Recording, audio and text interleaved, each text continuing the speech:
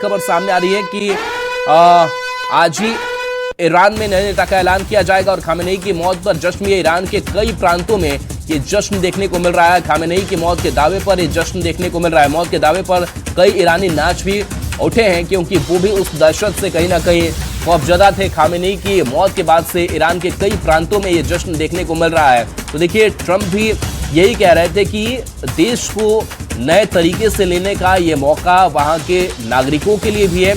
और खामेनेई की मौत पर आप समझ सकते हैं कि ईरान के कई प्रांतों में जश्न भी मनाया जा रहा है क्योंकि उसका जो विरोध है वो देश के अंदर भी लगातार हो रहा था, क्योंकि जिस तरीके से वो कई कुकृत्यों को अंजाम दे रहा था, आतंकी संगठन उनको सपोर्ट कर रहा था और एक बड़ा नेटवर्क उसने खड़ा किया था। और इसके बाद से, अब उसकी मौत के बाद से ये जश्न जो है वो भी देखने को मिला है। न्यूक्लियर प्रोग्राम को लेकर भी वो अंतर्राष्ट्रीय स्तर पर कई बार धमकी देता रहा और ये एक बड़ी खबर जो है वो सामने आई है और एक राहत की सांस जो है वो भी इजराइल और अमेरिका ने इस बीच ली होगी।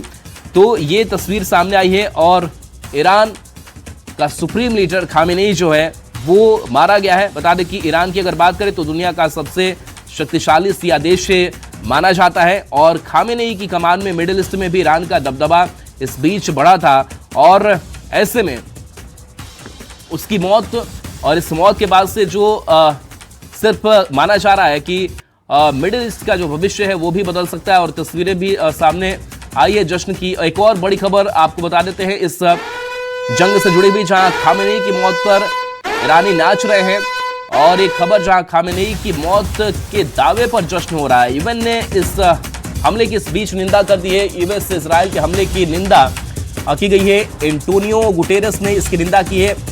ईरान पर हमले की निंदा करते हैं। खामेनेई की मौत के दावे पर जश्न है और यूनाइटेड नेशन ने इस हमले की निंदा की है। तो देखिए, जाहिर सी बात है कि जंग हो रही है तो अंतर्राष्ट्रीय स्तर पर इसकी आलोचना भी हो रही है और इस बीच जो यूएन से खबर सामने आ रही है कि इस हमले की निंदा जरूर की गई है। तो ये तस्वीर निकल करके सामने आई है जहां ये हमले हुए और इस हमले में खामेनेई जो है वो मारा गया है, लेकिन ईरान पर हमले की निंदा की भी बात जो है वो यूनाइटेड नेशन की तरफ से कही गई है।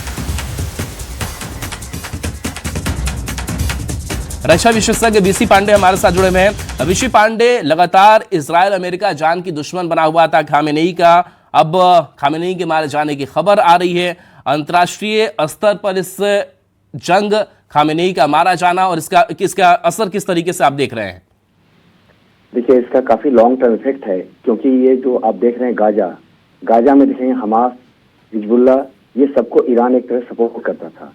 तो उस मामले में अगर बोलेंगे कि आतंकवाद या इस मिलिटेंसी में थोड़ी कमी आई, वो अच्छी बात है। लेकिन जिस तरह से अमेरिका ने एक्शन लिया है वेनेजुएला पर, जिस तरह से वो अभी ईरान पर है, इसके बाद नेक्स्ट शायद नॉर्थ कोरिया का नंबर आए, तो ये विश्व का एक बहुत, जिसके लिए यूनाइटेड नेशन बना है, जो सब चीज का पीसफुल रिजोल्यूशन निकालने के लिए, उसको लोग सब बाईपास कर रहे हैं। उसको सिर्फ एक डमी बना के रख दिया है हम लोगों ने। डमी के अलावा कुछ नहीं रह गया। यूनाइटेड नेशन गुतरेस की सिर्फ निंदा कर सकते हैं, लेकिन कहां पर उन्होंने कौन सी लड़ाई रुकवाने की कोशिश की है अभी। और खुलेआम बोलता है डोनाल्ड ट्रंप कि ये किसी काम के नहीं है यूनाइटेड नेशन। और कल रात में यूनाइटेड नेशन सिक्योरिटी काउंसिल की मीटिंग होनी थी, जो आप ये फ्रांस ने, चाइना ने और ये इसने रशिया ने बोला था, लेकिन उसका क्या हुआ रिजोल्यूशन? उसमें कुछ तो निकला नहीं उसका सोल्यूशन।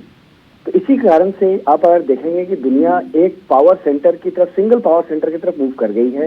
वो अब रह गया है सिर्फ अमेरिका, जिसको जैसा चाहेगा। वेनेजुएला का इंसिडेंट हुआ, ईरान का इंसिडेंट हुआ, अब अगला कौन? तो इस तरह से एक सिचुएशन बहुत ही वोलेटाइल हो गई है वर्ल्ड में कि कहां पर कब जाके कौन सा स्पार्क एक बड़े युद्ध का रूप ले लेगा और पूरा विश्व उसमें इन्वॉल्व हो जाएगा, बताना मुश्किल है। बट इस चीज को जल्दी रोकना चाहिए। ईरान के 79 के इस्लामिक रिवॉल्यूशन में खामेनेई के पिताजी ने ईरान में सत्ता परिवर्तन किया था।